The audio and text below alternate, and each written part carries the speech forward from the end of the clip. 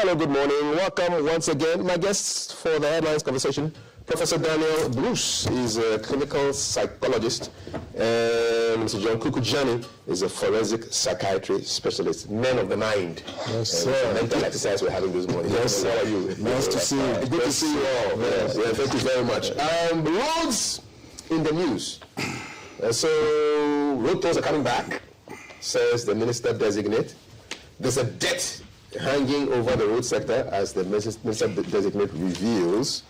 And well, on the micro level, Ofankwa and Sawam Road is a big headache with serious deterioration. Let's talk about the minister designate for roads. And in the news this morning, he spoke about the reinstatement of the tolls, and it will be reinstated through a new technological platform, making a shift from the traditional booth collection system. He condemned the previous administration's move to suspend road tolls, called it an act of illegality, which disregarded existing legislation. And the criticism comes amid a broader debate about the government's handling of road infrastructure and revenue collection. He even doubted the 11,000 kilometers of roads that the president claimed to have constructed in his tenure. I'll start with you first, Prof. Bruce. It's a matter of roads. A lot of people, politicians, especially opposition politicians, say we don't eat roads, but we use roads. The roads are important. They are the arteries that connect the whole country. What do you make of, first of all, of the road minister designate's performance and the revelations he made in Parliament yesterday? Well, first of all, let's say good morning to everybody, especially the youth, and to say congratulations to Mr. Abuja. A job well done. This road sector, the decision that was taken was quite strange, because I cannot fathom out the reasons why they stopped it. You know, you had roads that you did not have money to rehabilitate. And we were collecting some semblance of money from somewhere to rehabilitate. And we stop it. I thought that was very strange. If you go to Tama and you look at the number of heavy-duty vehicles that are moving across the country to the northern part of the country, with 10-wheeler, 10 ties, 15 ties, damaging the roads and not connecting any roads, I think it's total madness. I do a lot of visitation work around Mokola area, UTC, the inner part of Accra. And if you look at the roads around UTC, Surrey Road, and all that part of Dunsford Avenue, Pagan Road, visitors who come here and tourists who come here will think there's something wrong with the people who manage the country. It is very sad. You know, there are areas, strategic areas that you cannot afford to leave and assume that, oh, it's fine, when we get money, we'll do it. You cannot run a country like that. It has to be fixed, one way or the other. There are roads around Zongo Junction, there around Abosokai. The road there, the holes there, have been there for more than 15 years. Incredible. We need to wake up and sort out and prioritize issues like this. You know, I went to Sweden not long ago and I saw the Dwyer Road. Yes, the more you open it up, people will live a little bit more out of the city. You know, to allow people to travel better. Time lines, use of petrol will be limited, and the city will not be so congested. So I think I heard the last government talking about roads. We've seen nothing. I have seen nothing. You know, so I hope the incoming government will do some justice to roads, especially in the cities, where we have visitors coming and wandering around and making some assessments of the country that they've come to. Will it be the PWDs that will manage it again? There's no booth. There are no booths, so you won't have PWDs on the roads. But PWDs will be managing it. Am I right to say that? He did not say that. He said they would make sure that they were employed. I mean, since they were, I work very closely with them, and since they were put out of jobs, it is terrible. You know, and I hope they will be compensated for being put out of work. You know, these guys cannot work normally. And so the idea of the booths were supposed to be for people who were with disability, had disability issues. And then all of a sudden, without any warning, you get rid of them. That's terrible. You don't treat your disadvantaged people in the country like that. And they're all around doing literally nothing and complaining and getting zero from the government.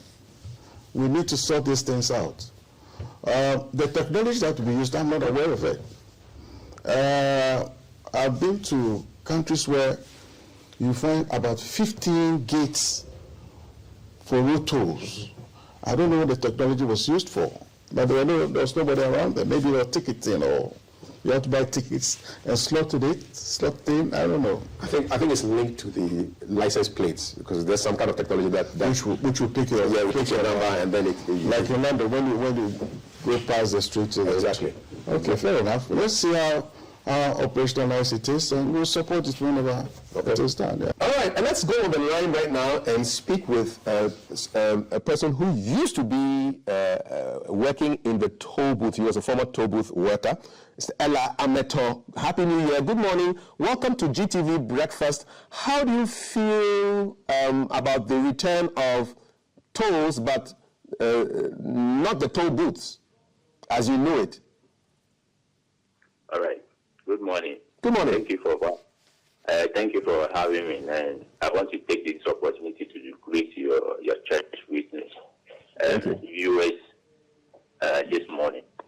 We are happy and trying to reset this Ghana, and that is bringing the tool is in a good direction. But as a former tool worker at PWD, yesterday, after listening to or watching the road minister making some of the plans to digitalize the tool, it wasn't something that we are happy about, but we are happy they are bringing the tool back because it's going to generate revenue for the state. But looking at the state of our roads and how things are going in this country, digitalizing the tool, I don't think is going to fetch probably the money they are expecting. We need to see how they will do it, because the bad nature of our roads and how they are going to manage. To be frank, I'm even short of words. I don't know how to describe the way they are going to, because that's what I'm saying that we need to see. Because when I was working at the toll booth, we were having some cars that normally they pay only once in a year to Ghana Highway. Then every month, every day they pass through. When they get to the toll, they'll just stop and tell you that we have a sticker. How more they do that, maybe that is how they're going to do it, or I don't know how they are going to, because it didn't fit exactly how they are going to digitalize it. Whether they are going to factor it into our roadway that we've been taken every year. If they are going to do it like that, probably the burden is going to be transferred to the citizens by the drivers. But when there is a structure, as we know, that is how we've been doing it in the previous days, I think it's going to create a job. And for the youth, as they say, they are coming to bring jobs for the youth in this country. But as to digitalizing it, to be frank, we need to see, as I'm saying, I don't know how they are going to do it. Because when you go to Legon right now, when they ask of the maintenance they are doing for their digitalization, even that one, you have to go and pay every year. I don't know how the truck drivers in this country are going to manage that digitalization that they are going to do all over the country. Okay, Mr. Ameto, one of my guests here would like to ask you a question. Mr. Dsane would like to ask you a question. Yes, I know you have an office around Reach, the PWD office. Are you aware of that office? Yes, the GFD. Yes, and what are they doing to support you? I'm beginning to suspect that you're only talking about highways and a certain person who was contracted to do to private the business. What is PWD doing about it? What's that office doing about it? I'm yet to hear what they are doing about it. I mean, the interview, the minister just spoke yesterday, right. and GFD, we have GFD and National Council of Persons with Disabilities. Issues like this needs to be addressed by National Council of Persons with Disabilities, but right. I hardly hear from them speaking in public. So I'm here to hear what they are doing about it, because this is something that they need to talk about, because it's going to generate PWDs in this country hardly get a clear job. I mean, you don't have the qualification to face. I know. Yes. Yeah.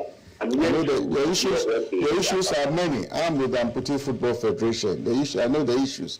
There are many issues. So there has to be a certain concerted effort, by government. Yeah. Mental health and disability issues and all that, to put more funding there to help them. Right. Because they are very disadvantaged. So, Ella, well, I want to thank you very much for your time.